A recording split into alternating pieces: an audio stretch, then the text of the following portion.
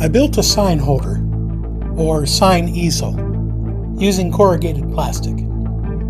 My intended use was actually as a backdrop, for video conferencing, for example.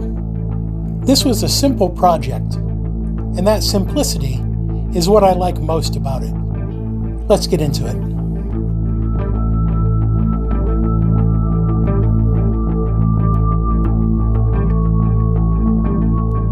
Leonardo da Vinci said, "Simplicity is the ultimate sophistication." I like that better than "keep it simple, stupid." My initial design was something like this, with a pattern like a series of shelves cut into the length of a plastic sheet. The sign could be placed on any of the shelves, providing some variation in the height of the sign. There were probably issues with this design beyond being unnecessarily complicated. Fortunately, I thought of a much better approach. By folding a sign in half and cutting the bottom at an angle, I caused the sign holder to lean back slightly. The tunnels through the plastic are called flutes in places where corrugated plastic is called fluted plastic, so I'll use that term.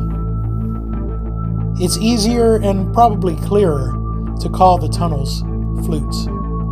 Bamboo skewers with string tied between them, with the ends taped so that they don't slide too far into the flutes, hold the sign. This offers very fine control over the exact height at which the sign sits. The string keeps the easel in the desired shape. No zip ties were used in the making of this sign holder. It is one of the first projects, however, in which I used materials beyond corrugated plastic and zip ties. Execution was simple, of course. I folded a sign in half, and I cut the bottom at an angle. String was tied to the skewers, leaving some extra string to go beneath the tape, which helps keep the knots from sliding. The sign holder does exactly what I built it to do. It lies flat when the skewers are removed, so it takes very little space to store it. It's light, so it's fairly easily knocked over by being bumped or by a strong enough breeze.